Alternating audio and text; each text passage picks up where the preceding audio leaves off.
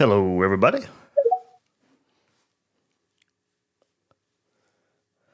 Welcome to another Gators Breakdown Twitter Spaces. Thanks for all the listens the first few weeks, for views if you watch on YouTube.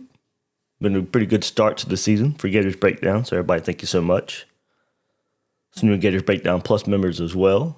A lot going on there, too. Hey, look, it's only $3 a month. Drink one less beer a month, one less cup of coffee a month. Or just throw it in there anyway. But yeah, a lot going on there. The Discord's hopping, really good conversation going on right now, kind of with the status of the football team. Really good talk with the, we can get into it on this too, but, just linebacker play, who you want to see in there more, who you don't want to see in there more. Of course, conversation with quarterback Anthony Richardson, of course, too. Oh, Cole Kubiak was calling me right there. I'll have to try and call him back. We'll see where that goes. It stinks if he wanted me on his radio show right now, though, and I'm doing this. Let's see if I can message him back. If so, we'll see. Probably can't pass that opportunity up, but I'll see what he's doing. All right. Only bad thing about this Bluetooth thing, it won't let me stop the notifications when somebody calls me, so you guys hear all that. Oh, there we go. Hop on his show in about 30 minutes. Can't pass that up, so yeah, might be a short Twitter Spaces here then. All right, so there we go. It looks like, who is it? Cole Kubiak and Greg McElroy, who have the morning show there. So, yeah, I can't pass that up. So, there we go. You hear some live behind-the-scenes producing going on. So, all right, let's get this going then, since this looks like it would be a short Twitter Spaces. But if you listen to their show, you can catch me on there during the transition. But, yeah, what do you guys want to hear? What do you want to see? Saturday, I know if you listen to the preview episode, I don't have Florida winning this game. I'm not going for the Gator side of it, I think we can point to plenty of times we have felt this way going into a Tennessee game. When it did not look good, Florida finds a way to win the game anyway. But right now, that's based on hope. And from what I've seen from this team the last couple of weeks, I don't think Tennessee's I think Tennessee's a good team. I don't think they're any special team. I think this is the game Florida can win. But right now, it's just I just don't like what I see. It's not trending the right way. The consistency isn't there for me right now. Maybe going on the road helps this team a bit. I talked about this last night. There's a new Q&A episode, a chat episode. I kind of combined them with Gators Breakdown Plus members last night, and that's out there for those members. But I did bring this up last night too, and maybe going on the road can help this team a bit. You've been in this same groove, you've been in this same routine for about 3 weeks now. All these night games, and it's been 7 o'clock, 7:30, so nothing's really changed. And maybe it's good to change it up a bit, get out of your comfort zone. Go on the road, maybe hearing 100,000 people in checkerboard overalls screaming at you, maybe awake something a little bit. So maybe getting out of the routine can really help this team. Maybe the focus is there. I don't think the focus was all that there last week. I think you go, and just on the defensive side, you look at Florida, and they were flying around the ball, creating havoc, creating pressure versus Utah and Kentucky early on in those games. And we didn't see that from the defense last week versus USF. And you think about it. You get up for the Utah game, first game of the season, Billy Napier's first game. You want to go shock the world. You did so. Kentucky, you got to get up again. SEC team, they've played you really, really tough in recent years. You had to get up for that game. Granted, it wasn't the result, but you had to go get up for that game. I think Florida did. It's just, they just didn't play very well. Then USF comes into town, and, as I said, you had the same kind of routine. Everything's normal. And then you're playing USF off of 2 big games. And I'm not trying to make an excuse. I just don't think We didn't see the same pressure. We didn't see the same flying around on defense. So were their heads in the game? I'm not trying to make an excuse. I don't know. That's hard to measure. It just didn't look like it from what we saw versus tougher opponents versus Utah and Kentucky, and the defensive line, getting in the backfield, creating pressure a good bit. We didn't see that versus USF. And, credit USF a little bit. They did some things, as Billy Napier said, for sure. You can go back and look at USF, and, they barely ran Bohannon, the quarterback. And they were running him like crazy versus Florida. They saw it. They saw something they could take advantage of, and they were able to do so. So I will give credit to USF there, too. I think they had this Florida defense thinking way too much and out of position a whole lot. So I think that kind of goes into maybe why we didn't see Florida's defense up front play as good as we saw early on versus Utah and Kentucky. But I also think it was just one more game off of two high-profile games.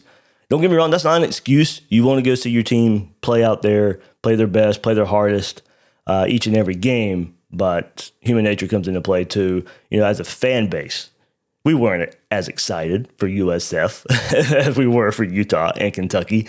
So it may be some excuse making, but I do think, excuses can be valid at the same time. So, we'll see. We'll see what it means. Maybe go on the road. I think, maybe wake this team up a little bit, and hopefully that does mean something. But yeah, I don't have Florida winning this one. You can go listen to the Florida-Tennessee preview for plenty more reasons why. There's just pure football, looking at the field, what happens on the field as reasons why. But I do think it's a winnable game for Florida. So I don't want to put that. Make sure I put that out there. I don't think it's a for sure loss. I don't even have it really close. I think 34-20 was my final score, I believe. But I do think it's a close game throughout. Tennessee just pulls away, kind of in the second half there. So you got to, Hendon Hooker, you look at him, quarterback for Tennessee, doesn't turn the ball over. Now, Florida is coming off of a game where they caused some interceptions. They weren't really worried about Bohannon's accuracy, not at all. And I think that just played into it. Florida just waited for him to make mistakes, and he did. And that really helped the defense. Not sure you get that benefit this week versus Tennessee. I think, you're going to man up on those receivers a bit, make Hendon Hooker beat you, not as far as you just making mistakes, but you go and, you test those receivers, and you test him to make some throws with hopefully blanketed receivers. And he doesn't throw picks. I think he's at 185, I think that was the stat, straight completions without a pick. Now, you can look at that and say he's due, and there may be some truth to that. But that turnover, with the way Florida's offense is playing, Florida needs to make that turnover a big turnover. Make it a pick six, make it a big return off of the interception if he finally throws one. Make him pay for it. Set your offense up in good field position to go put some points on the board. So, it doesn't need to be just some fluke interception if you can make a play on it. So, look, we'll take it any way you can get it. It does limit their offense from putting points on the board. But if you can make that a bigger interception, help your struggling offense out a little bit. Go put some points up on the board yourself if you have to. And hopefully that happens early. You'd like to see something happen early. Like Tennessee gets off to good starts under Josh Heupel most of the time. I think they've scored a touchdown in every first quarter Josh Heupel's been a coach there at Tennessee. So they are. I think Pitt, they had a little bit of a slower start, but they still scored early. So you don't want to just go down early in that atmosphere and not be able to respond.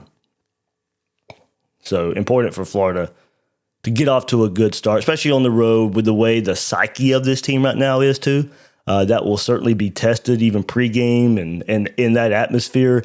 But in the game itself, Tennessee gets off to a fast start. I think we kind of see the psyche of this team right now. Don't want that to go. You don't want that to go away early. I think Tennessee is going to try and run the ball. They've seen what we have seen in this Florida run defense the first 3 weeks of the season, dating back to last year as well. Some struggles at linebacker, some struggles with Ventrell Miller out.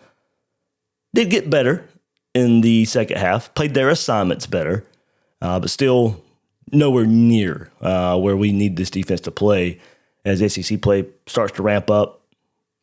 First game on the road this week. Of course, Eastern Washington next week, but then ACC play starts in earnest. So you've got to start growing from these mistakes, start learning from these mistakes. You know, in a coach's first year, you can get that. You still can see plenty of the bad habits that we saw last year.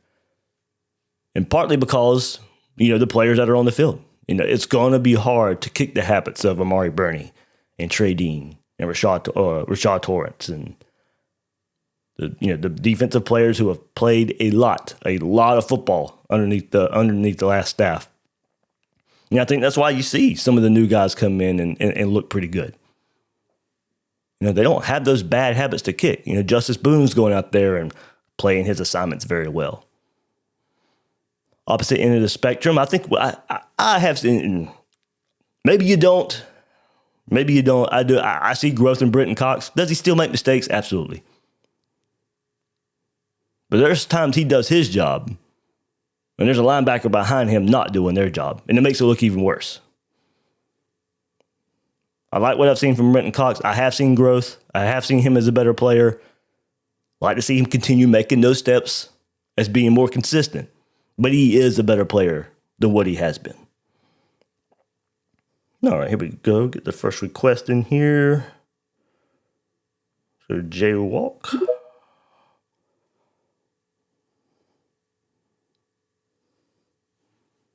Hey, Jaywalk.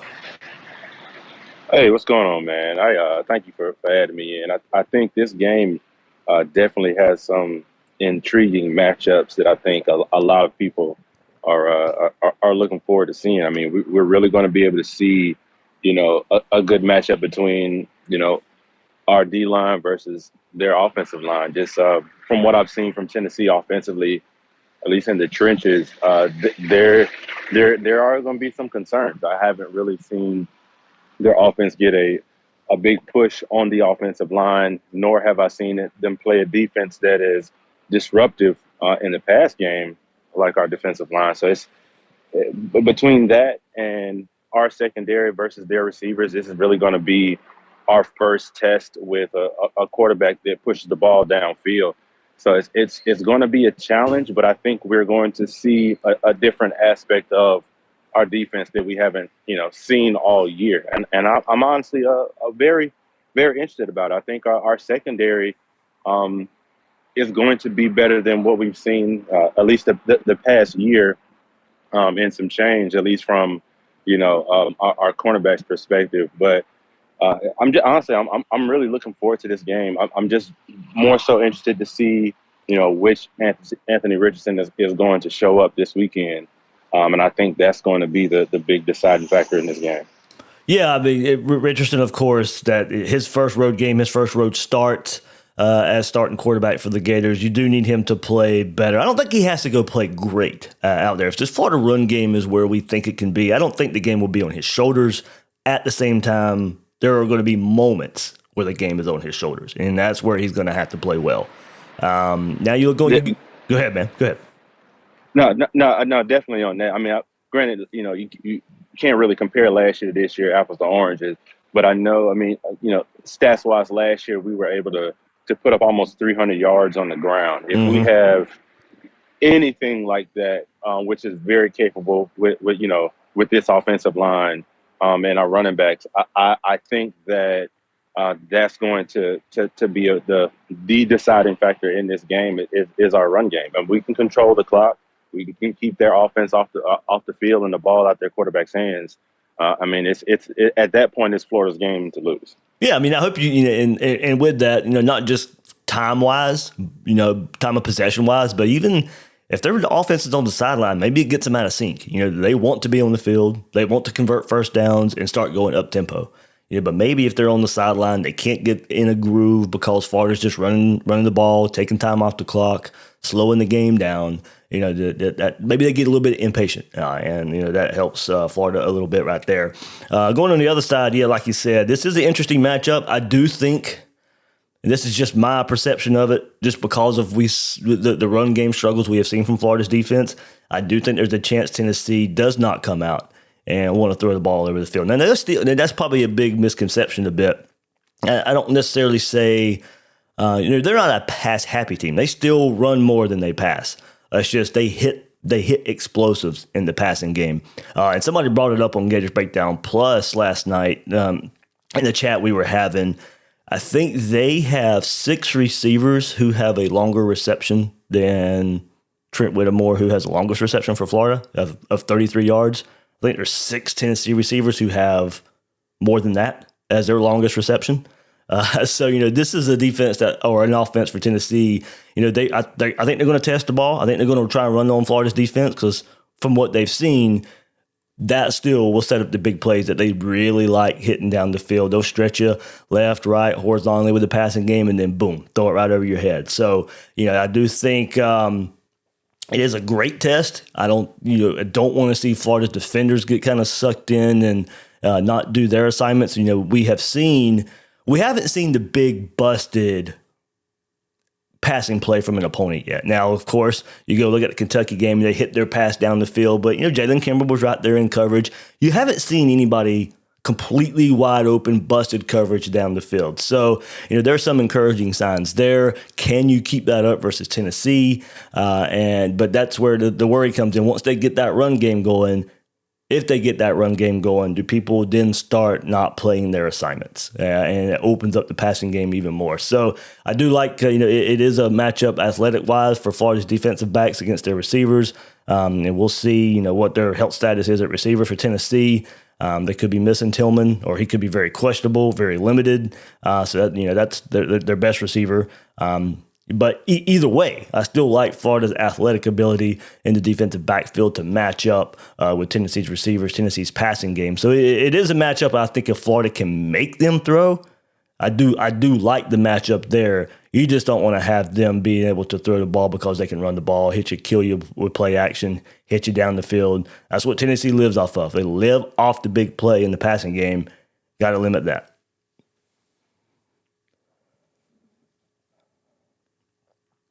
Well, thanks for hopping in, Jaywalk. So you got about 15 more minutes.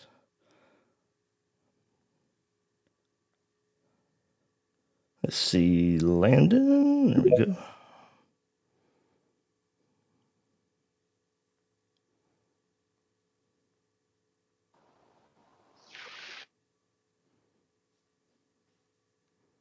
Landon, I heard you. You might have muted your mic again.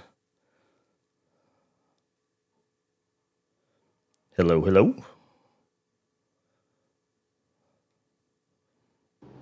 Hello? Hey, there we go. Hey, Dave. How's it going, man? Pretty good, pretty good. Hey, just kind of wanted to see your opinion here. I was thinking we might want to run the ball and run a lot of clock game this week. I know we kind of want to let AR just play and have fun and, see if he can bring that playmaking ability back. But how much do you think we just want to control the clock and keep the ball away from Tennessee? Yeah, kind of just went over that. But, yeah, I do think that's got to be the game plan. And, for a few reasons. First of all, it's what Florida does best right now. And I like the run game. I like what Florida's showing in the run game.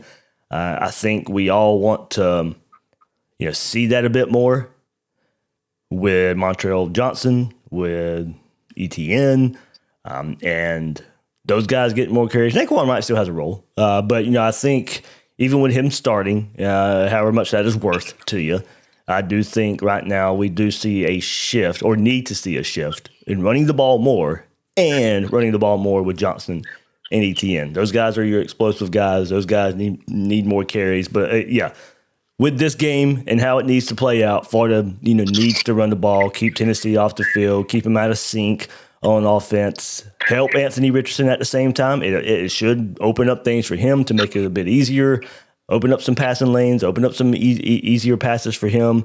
It's been there. The run game's been there anyway, and he's still struggling. So, he's still going to have to prove if the plays are there, the run game's there, they're going to make it easier on you.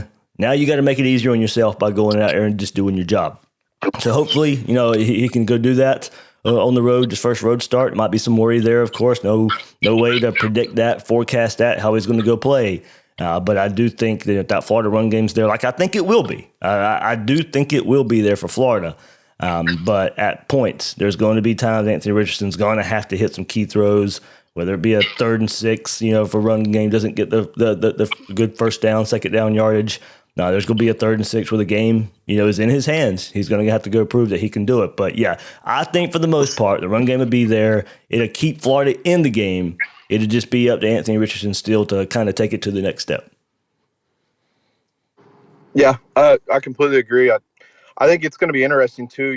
If we're, past the 50-yard line and we're getting in some 3rd and 4, 3rd and 5 situations, I'd be interested to see how much we're playing it as 4-down territory and just running the ball.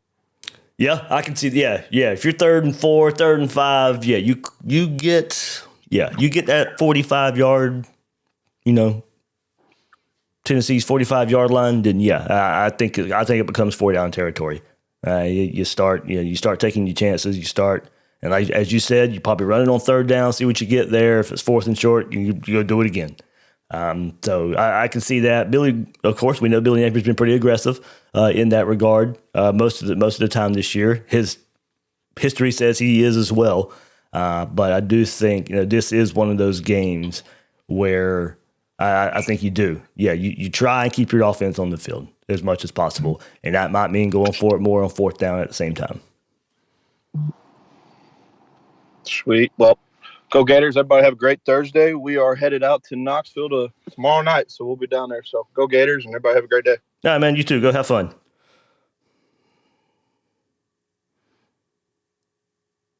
All right. Let's see. Did get a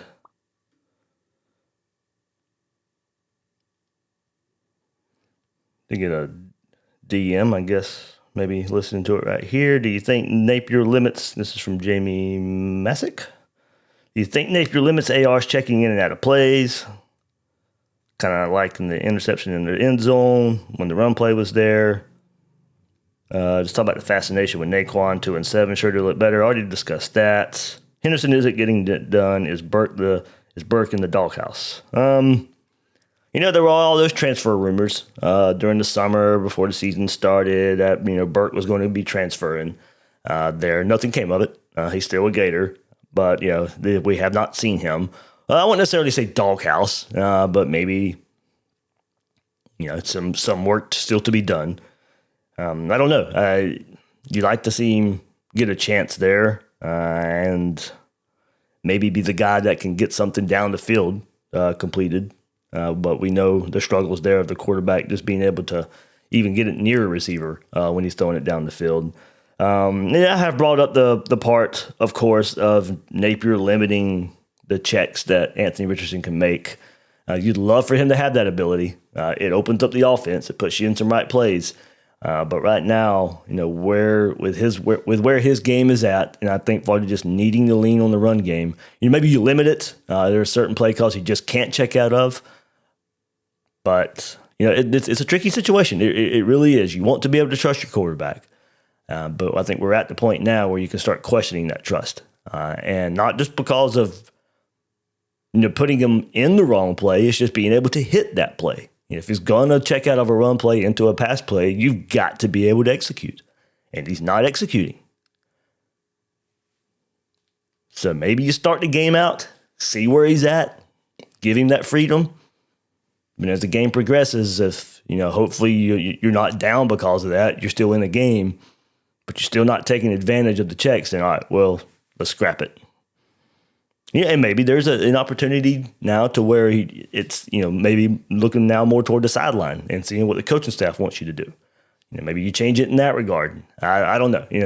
There are different avenues. There are different routes to take there. But something certainly needs to change if the struggles continue to happen.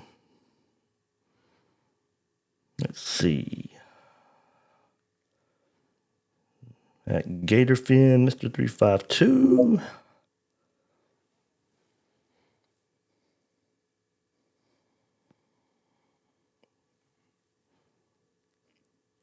Mr. 352, you there?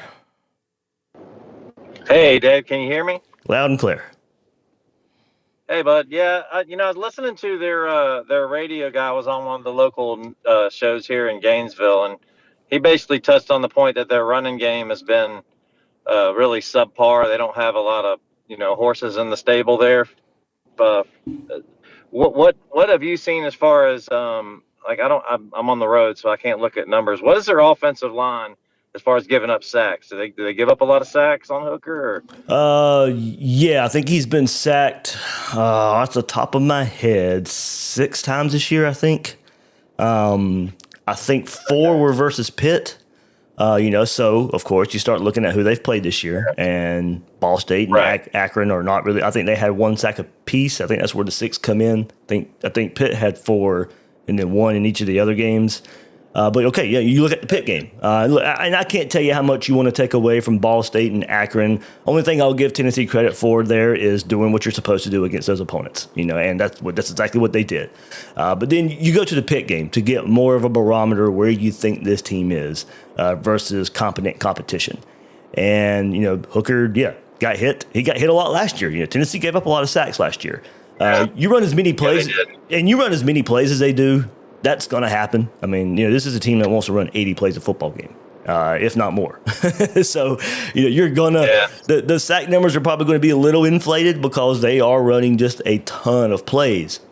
But at the same time, that is an issue. So, as I go back to a previous point, we saw Florida's defense flying around, creating pressure, early on versus Utah, early on versus Kentucky. Now, the sack numbers aren't necessarily there, but you did a good job pressuring. You did a good job of getting them off their mark. They had to move out of the pocket, and those guys were able to do so. Those guys are athletic enough.